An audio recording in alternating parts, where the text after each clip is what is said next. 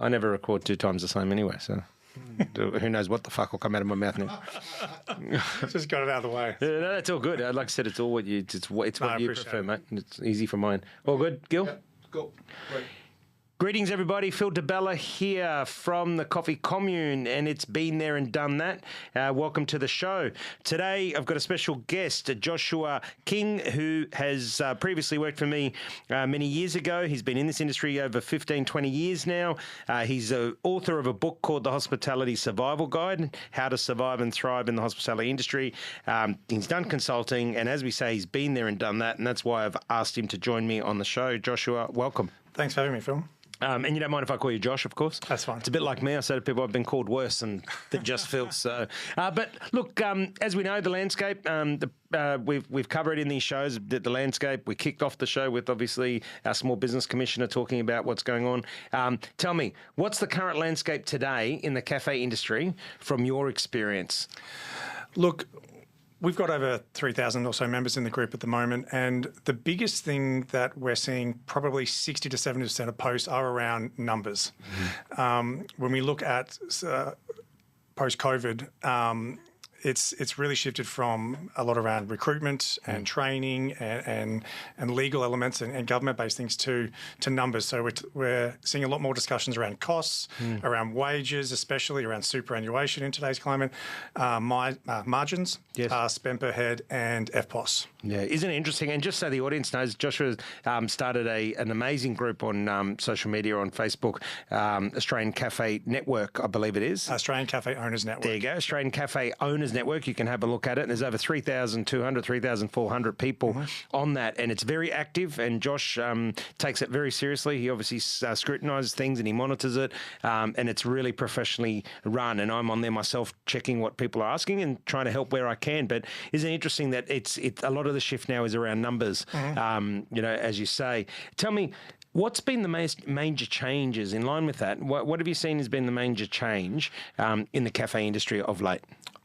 Again, I think we've had big discussions prior to COVID around attracting customers, and I'm not really utilising COVID as an example because it was a short gap. So a lot around customer attraction. And now we're about managing numbers. We're seeing a bigger shift towards supporting local. Yeah. So where food comes from, customers want much more awareness with health and dietary needs and that kind of thing. Yeah. And a significant increase in digital marketing, connecting with customers online, specifically Gen Z. Yeah. So definitely millennials, we're still a part of that, but Gen Z. Isn't it great? I love the local movement, right? I think one of the highlights or one of the good things to come out of the shitty time of COVID is that people became conscious buyers. Yeah. They really started supporting their locals. I've got friends that own, local businesses, and they said that their footfall and their patronage went up because people started to, be conscious about supporting local. So it's great that that's sticking. It's funny you say about the knowing your numbers too. I think that's something that obviously as the margins have gotten a lot thinner, people have got to be a lot more conscious of that. And something I talk about, and I'd hear your take on this, is that I'm seeing that the customers want more for less. I'm seeing that the expectation of the customer has actually increased, but they're not exactly willing to pay for it. Yeah, I think the level of customer engagement and connection is at an all-time high. Yeah. When the pockets are quite tight, people are expecting more for their dollar, and not just the hospitality industry, across the board. Across every industry, correct. And this is affecting everyone at the moment. So we are seeing inclination to build a connection, which really comes back to that value proposition of the cafe, what it is that you actually deliver beyond a coffee. Yeah, yeah. Really important. And if we take all that in, it segues nicely into the next thing. And it segues from, the beautiful book you wrote, and I read it myself, and it's fantastic. And I know a lot of people that have got a lot out of it, and cafe owners that are listening should get a copy of it, The Hospitality Survival Guide. It is exceptional. So let's live into that. Tell me, what do they need to know to survive today and more importantly tomorrow, based on what we've just been talking about, how the consumer needs have changed? Again, it comes back to numbers, and with this industry and most industries, in my opinion, you have to have a love for business and you have to have a love for people. And we're normally sitting on that spectrum somewhere left or right. So if you're more focused on numbers, find someone who's focused on customers. Yes, makes sense. So we talk about numbers at the moment, and I would be looking at about having before I answer that, it's more, I think, about having an honest conversation with yourself and your business. Like, how much of a connection do you have with your numbers? Is it something you're looking at week to week? Do you really dive into it? I often speak with a lot of cafe owners, and some of them are quite fearful to really know what the numbers are, and the grassroots are almost a bit of shame behind not knowing.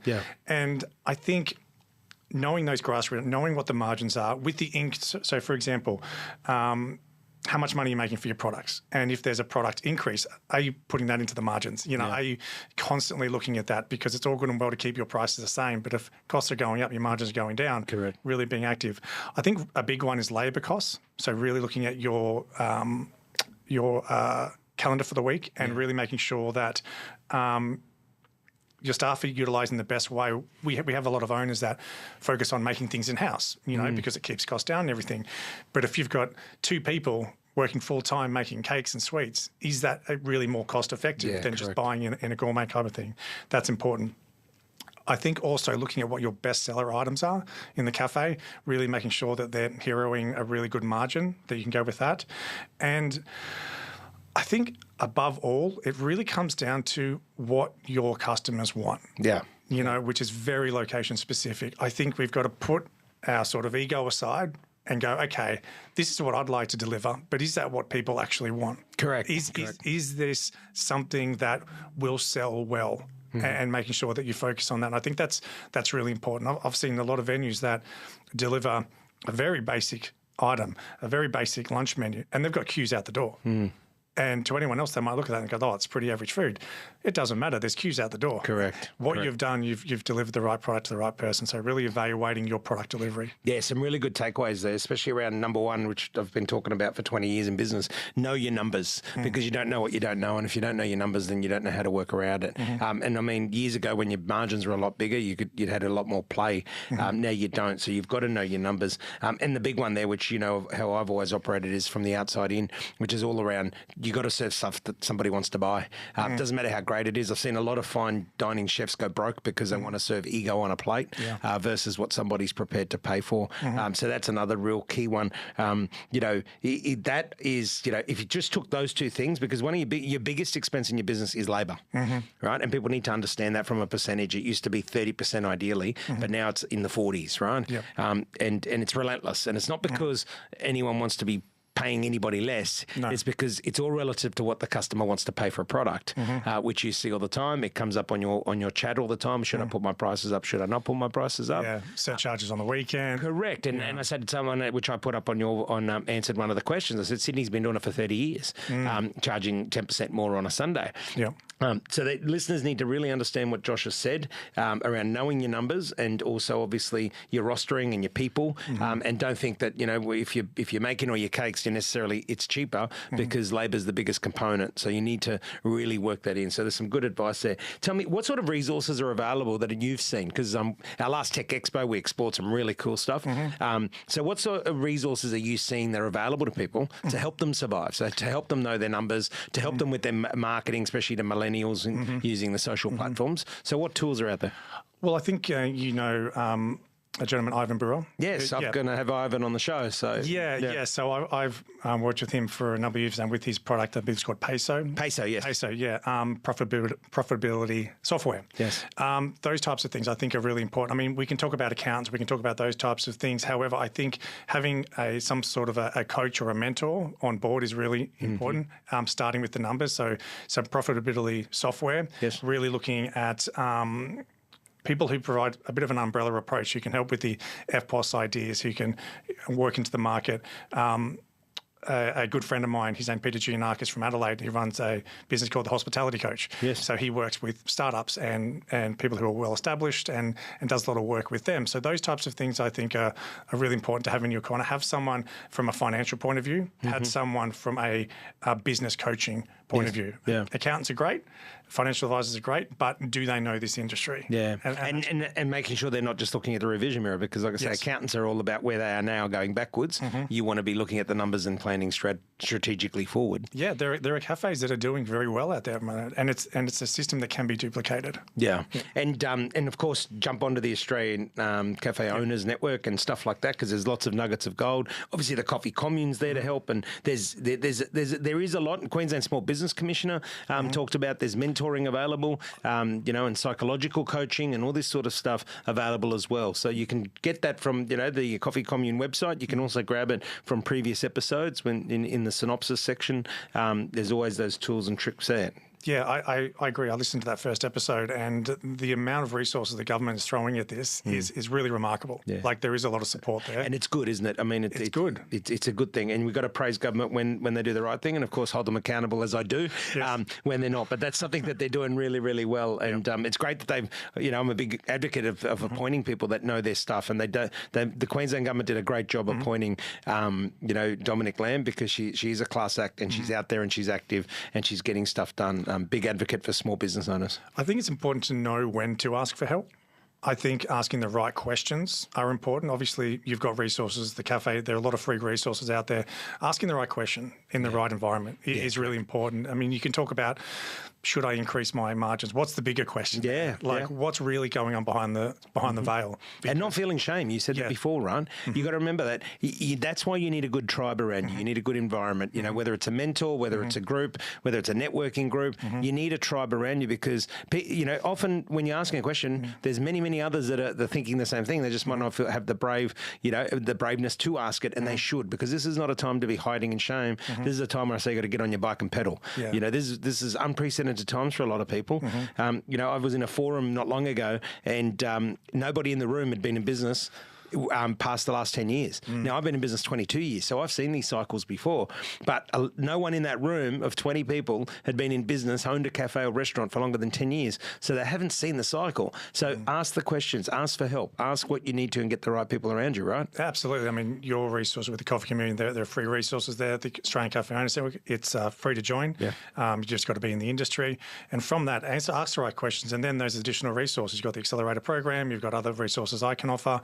But it starts with the right question and being honest. And the will and the mindset to actually want to get the help. So tell me, what are you seeing these differentiating successful venue operators to those that are really struggling? What would be a couple of key things that is really making the difference? As I mentioned earlier, it really is about knowing your customer base and really acknowledging, okay, there are things that I may not want to put on the menu, but they are loving.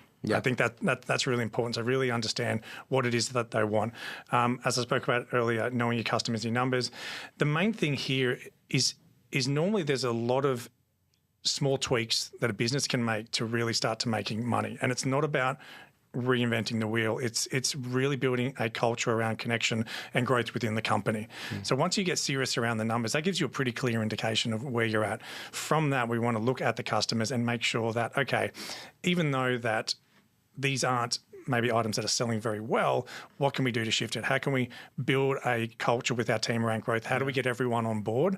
If you know, I'm sure you've noticed with cafes, you go into ones that are doing well, everyone's on the same page. Yes. You feel it, it's enjoyable. I think owners out there, they need to understand that, it's okay to ask for help. It's okay to bring your team in, to ask for encouragement, to ask for guidance, and ask what people actually want to buy.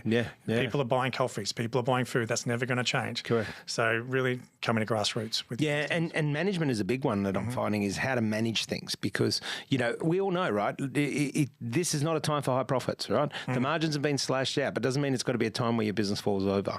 Even if you've got to tread water, you can't always swim. If you're swimming 20 kilometres, you're not going to swim it all in one go unless you're bloody superhuman, right? Sometimes you're just going to have to pause and tread water. But the difference between treading water and sinking is a big difference, right? And that's something that I constantly say to people. Now's not a time to be setting high expectations or killing it or record profits, but it's certainly a time that you need to do the work, get a good tribe around you, know your numbers, deliver what customers want. And let's talk some of that, some of the trends, right? So, for example, we're noticing the data, right?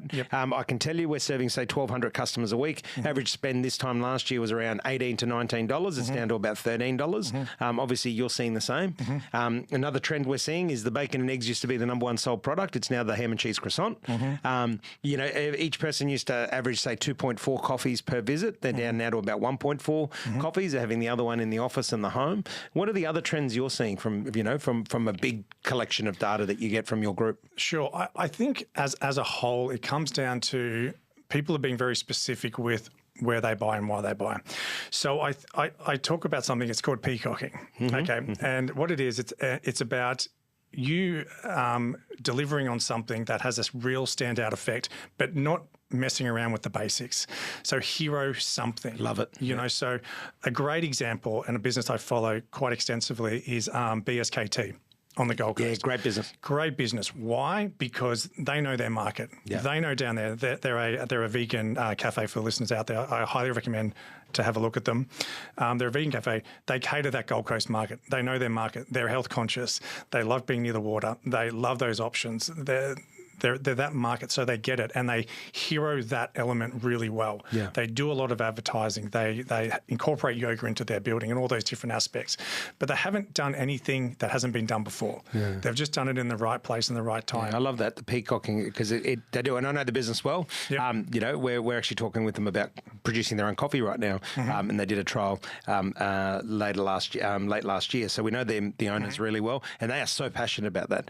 You've hit it on the head. They're very passionate about local. They're very passionate about operating with local produce, operating with vegan produce. They're one of the first ever to do the acai range, and so they're a great example of that. They do the basics, they do it well, but they tell the story well, don't they? And that's what it comes down to. It's the story. It's the fact that even though it's a very competitive market, they've done extensive research into their market, and there's no difference to any other cafes out there based on your location. There's going to be something that your market really wants. Hero an item, get them in. Deliver on the basics, not about reinventing the wheel. That's the biggest thing. Love it. And another one comes to mind is your New Farm Deli. Yep. Now, there's a reason why they've been around since 35 years or whatever it is, because they're the same too. They're not around making the best product or the best sandwich or the best this, but it's very good, it's consistent, and they hero it and they do it well. And for them, it's all about passion of food and serving people. So they're another business that comes to mind. And there's a whole range of people that doing it. You know, the boys at Savour are the same thing. So I really like that. It's the first time I've heard that concept of peacocking, but it's actually really, really clever because, like I said, I can think of customers that are customers and people that aren't customers that have been in this industry for a long time that do that really, really well. So it's a good segue into marketing strategies. What are you seeing out there in terms of marketing? And let's clarify that marketing is the art of telling a story so compelling people choose you. People really misconstrue what marketing is. It is about that storytelling and getting the emotional engagement. What are you seeing out there that works well? I think at a grassroots level, ensuring that your digital presence is up to scratch and relevant. So Google listing, being on a number of different platforms, knowing what platforms to be on is very important. Yeah. Again, with the Gen Zs and the millennials, like the Facebook, TikTok. TikTok's a big one. I mean, if you're worried about how to do it, get one of your staff to do it. They know it better than you. There's no point in trying to do it yourself. Correct. That's what we've done at the commune. Yeah. I was talking to Sarah Hackett the other day, who's one of the, well, she is currently the number one female agent in Australia. She's same age as me, 48. And she was like, someone said put the property on TikTok, and she's like, no, you got to be kidding me. One of her younger crew did it, and she's getting stopped on the street, getting asked about the property, and she just said it just blew my mind. Right? Yeah. We've got to get current. We can't be dinosaur thinking. Exactly. I'd recommend looking at those social media platforms. Number one, being current with them, because the main thing is if you're on these multiple platforms, when you are Googled, and everyone is Googling, like no one's asking for a friend, like when they go to a new area, they're jumping online. If you're on multiple platforms, your listing comes up a lot faster. You're at the top. You're on Facebook. You're on Instagram. You're on the top 4 searches. And then encouraging reviews. Yeah. The reviews are a big one, right? Because we did it. We just came back from travelling overseas. You look up a restaurant, someone recommends it. What are you doing? You're looking at the reviews. 100%. And of course, you see, you're filtering the reviews. Like, we got one bad review at the commune saying, the meal size was too small, but said it was great value. And we sort of went, well, okay, how do you figure that? Well, yeah, the meal size was smaller because people don't want to pay $25, so we've cut it back to a $15 plate, and obviously cut the portion size. So you've got to filter through the comments, and you're looking for logic, right? But the reviews are a great way to see what other people are saying about a place through their eyes. But of course, you've got to be able to, sift through the garbage as well. Absolutely, and and responding to those reviews. I think number one, if you go through, like anyone, myself included, if I go through a product that's got 4.5 stars all the way through and I see a 1 star, I'm not reading all the 5 stars. Correct. I'm reading the 1 and I'm seeing whether that one's being responded to. Correct. And how they respond, right? Oh, 100%. Don't get defensive. That's what I say to people. That's how we responded to the one that said, the value wasn't good, but the size was small. We responded with exactly that. We said what we found is that people would rather now smaller meals and pay cheaper than than have something bigger and charge more because everybody's tightening up on their disposable income. We didn't get defensive about it. We explained it. That's the best you can do. But I think if you hit on it before, if you're looking at things from the customer's eyes and you're really focused on the needs of your customer, then your actions will follow that, whether it's responding to a review, whether it's reading a review, whether it's designing, a menu, pricing, et cetera, et cetera. What else is trending out there? Look, I think, based on that review, I just want to add in there, I was just at Betty's Burgers on the weekend, and my partner and I were having a good laugh, and one of the staff came up with asking how we're going, how it's doing. We're like, it's great, fantastic. And she gave us a little card that had the QR code. She said, hey, if you're really having a great time, it'd be a huge help if you could leave us a review.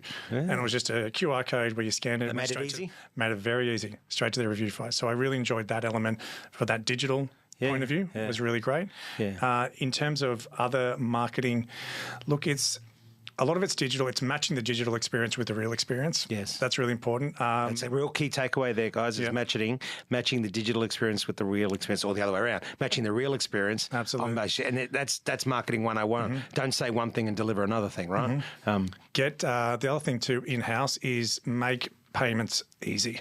Very, very easy. A lot of people are ordering from the tables now with QR codes.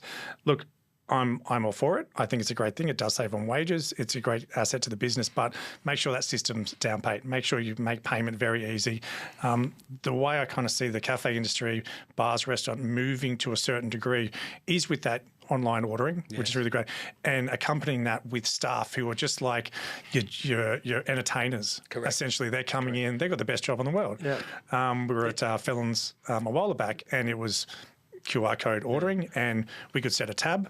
Yeah. And then we could say when we wanted the food to come out. They've got a great system. And as you said, the wait staff get to engage then with you, right? They're having the best time ever, and that's what it's about. It's really making all those processes for your team and buying so simple that your only job that the staff's doing is just to build connections with them, to entertain them, to educate them. That's really important. Great advice, because next question was going to be about customer experience. How important is customer experience in a cafe, especially in a flooded market where everyone's trying to stand out? Especially now we've got a lot of cafes closing, but you had a lot of cafes opening over the last 10 years. How do you stand out from a crowd? To me, is around customer experience. Talk me through the importance of that from your eyes. Well, it's as important as it's ever been. You look at the history of the problems that the cafe industry is having. It's either lack of customers, it's issues with recruitment, it's money. They're all the same problems that have always been there. They're just sort of propping up. But the customer experience is king. It always is. It always will be. And I think where some people fall off is that it's a hard thing to measure. How do you determine what great customer service is? Yeah. Is it based on the owner's perception? Is it based on the market's perception? Is it based on the customer's perception? What have they had previously in terms of a customer experience? I think at a grassroots level is having your steps of service in place, real basic steps of service that all staff are across the whole board, that everyone's greeted in the same way. Everyone's about that young girl that was at Betty's Burgers. Clearly there were some great steps of service there. Great. She was told to say, hey, if guys are having a great time, go out and engage with them. And she was on the floor doing that. I think the other part of it that may get pushed aside a bit is difficult situations. So role playing with your team on difficult scenarios, like bringing that to the front in weekly meetings and saying, what was a difficult time you had this week? Yeah. I think above all, it's back to that culture element. It's bringing the whole team in full circle. Yeah. We had a member question in the cafe group that wanted to have a discussion around this today. Is like, how do I get my team on board with this? And to my answer to that is get your team on board. Correct. Bring them with you. Yeah. Take them on the journey, right? Yep. I mean, you used to work for me years ago, and you understand, you know how what a stickler I was for customer experience. It's all about the customer. Doesn't mean the customer's always right. No. But the customer's got to be treated with respect. And one of my bugbears, let's talk some of your bugbears, but some of my bugbears is you don't call a customer mate. You don't greet them with how you going. It's welcome. You don't have to say sir, madam, and that to me is a thing of the past, but it's welcome. welcome to the commune, welcome to whatever the establishment's called. How can I serve you while you're looking at them in the eye? I'm still a big fan of Pike's Fish Market, so fish philosophy, we used to call it at Debella, but it was all about, the customer experience, which was, choose your attitude before you come to work, make sure you're present when you're talking to people, have fun at work and make a customer's day. I mean, you actually nailed it by saying keep it simple, keep it systemized, but don't be robotic about it, right? No. You've got to bring that personality to it. So what are some of your bugbears that happened in today's, where people need to improve on their customer experience? I think it's a friendly face. Number one, it's they want to be there. Yeah. I think it is really important. I've been to plenty of cafes where there was a genuine interaction at the counter, and then the staff came out, and it was just a blank face. It was just there. I might as well have been served by a vending machine. They were doing your favour. Yeah, exactly. And look, it's a hard thing to do, and a lot of questions in the cafe group are around, how do I get my staff motivated? With everything going on, with recruitment being such a big issue in the industry at the moment, how do I get the staff motivated? What do I do? How do I get them excited? I said, well, and I mean this respectfully, it does come back to you. Yeah. They're not just coming in without you. You hired them. So your recruitment officer hired them, whatever it is. They're the ones that are leading this. Yeah. It's up to them whether you want to train them in a way that they want to be a part of it. Yeah. And we're spoiled for choice. Yeah. Inductions are a big part, right? Yeah. And that's something that I find cafe owners don't do well. You need to take the time to induct them. And, and people say, but it takes time and it takes this. Yeah, but this is the face of your business. And I used to always say, and I still do, I'm not the most important person in the business. It's anyone that's dealing with a customer day to day is the most important. I just have the most responsibility. So anyone that's forward-facing and dealing with customers has to be trained well, has to be, as you said, firstly chosen well for the business, then has to be inducted well, and then the ongoing training to make sure that, that they're engaging with the customers. And bringing that, like we talked about, the growth along with it. So if there are changes coming up, get them involved. Yeah, if there is a new menu being updated, get them involved. Correct. Tell them the 1-year plan. What's the 5-year plan? Yeah. They're not going to be there forever, and both of those parties know that. Yeah. But it's important that they are something that's bigger than just a wage, because people don't necessarily want a pay increase. They want job satisfaction. Correct. They want fulfillment. Yeah.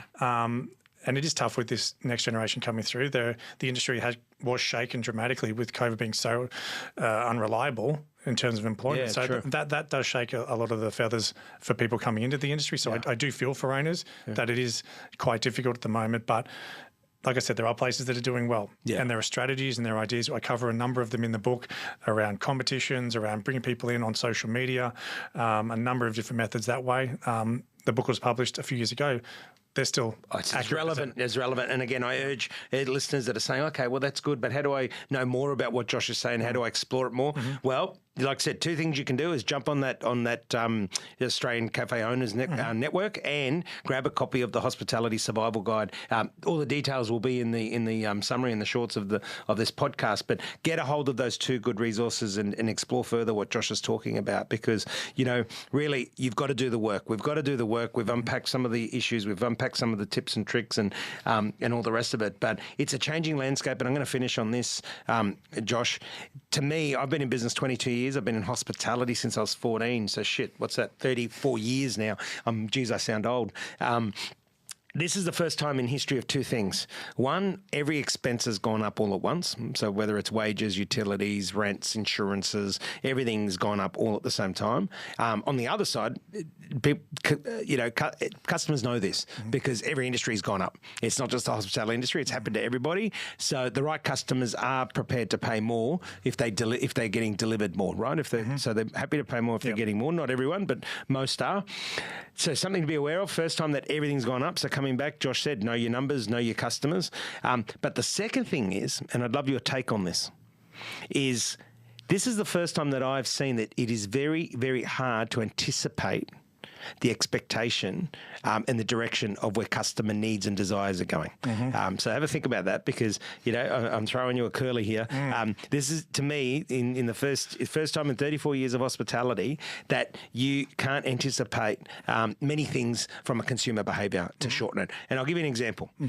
We used to know in hospitality from the time I was 14 that Fridays were busy. We knew Fridays would be busy, right? You know, Friday nights were one of your busiest weeks, busiest nights of the weeks. You prepare for it, you prep for it, you have the right stuff on. Now, your Friday could be your quietest day. Like last week for us, and we, you know, said we're a decent-sized cafe, but we're not massive, right? Because we just service a need for the area. Tuesday was our busiest day of the week. Now, I could have, you know, up until the last 2 years, there is no way that I would bet that Tuesday is going to be the busiest day of the week. And I'm not saying busy by a little bit. I'm saying busy by like 30%. Wow. So we're seeing trends like that. Never would I have thought the ham and cheese croissant is going to be selling still at 2 and 3 o'clock in the afternoon. You know, I just would not have expected that. So from your perspective, what's your take on that about the changing needs and anticipating the needs of the customer? Look, if COVID taught us anything, it's our ability to adapt quickly. And that's, we've seen, I think, a bit of a flow-on effect from there. And regardless of where the products take us, you know, with great service and an average product, you can win a customer back.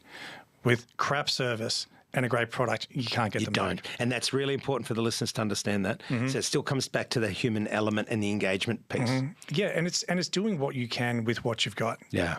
For the most part, not all, but for the most part, customers know when you're busy, you're busy. Yeah. You know, they understand it. And if you can acknowledge that, hey, look, we're really busy, like we're here to serve and everything, they get it. Yeah. They'll understand. And I think with those changing dates and everything that you talk about, that's an important thing to understand, is that if you're still composed, if you still manage it, if there's still a wait, if you're engaging with customers, we're really sorry. This is a huge rush. We weren't expecting. We're here to serve. Yeah. You know, keeping it real, keeping it honest, and keeping it patient, they'll get it and they'll come back. Because if a place is really busy and you go to a place, does that make you want to come back? Hell yeah, it does. Yeah. Because why? It's busy. It's popular. Yeah, well said. Well said. All right, let's finish on this one. So I've just finished writing a blog because our blogs tie into obviously what we're doing at the commune. And I've titled it 10 Trends in Food and Beverage, Insights for Cafe Owners and Hospitality Professionals. So I'd love to get your snapshot. So supply chain challenges is one of the trends that we're seeing, obviously, that have changing things. Addressing staff shortages, which we talked a bit about. Embracing sustainability. Yes. What's your take on that? Because that's, you know, we're seeing a big move, and I don't think they've started scratching the surface yet. No. Because, you know, being sustainable costs money. The ESG movement, and we've been doing it for years, right? Recycled cardboard, but the boxes cost more. But we've been doing it. We've got solar powers, costs us $250,000 to put it in, but it costs more. But we're ticking the boxes where we can. Where do you see this whole ESG and sustainability going? Going in the same direction, if not more. I think costs will come down. I think it's something that a movement that will happen. And it's you don't have to burn your pockets to do it all at once. As long as the customer knows that you are committed to that process, to the cause, that's enough. Great tip. So small steps and start getting that sustainability in place. And promote it. Correct. Leveraging digitalisation, we talked about, and automation. Capitalising on the growth of meal prep kits and food. We're seeing a lot more of that. You're seeing that trend as well? 100%. With everyone's life getting busier and busier, quick food, nice and delicious, low costs, lowering those staff costs to make meals on site. 100% yes. Perfect. Healthier food preferences, of course. We're seeing that shift because of COVID and the rest of it. The shift to non-alcoholic drinks is a big one. Massive. Yeah, people don't realise, you know, that's the fastest growing segment in the world right now is non-alcoholic drinks. You know, so alcohol without alcohol. You know, and I noticed that it gets around cafes where they can't serve beer unless they're licensed, can now serve 0 alcohol beer. So you're still getting the flavour and all the rest of it with your meal, but the place doesn't have to go, the venue doesn't have to go through the licensing and all the trials and tribulations that entails. Plant-based and alternative proteins. You talked about it with Biscuit. I call them Biscuit, BSKT. Yeah. You know, those guys down there have obviously led the way in that. Great example. Financial preparedness.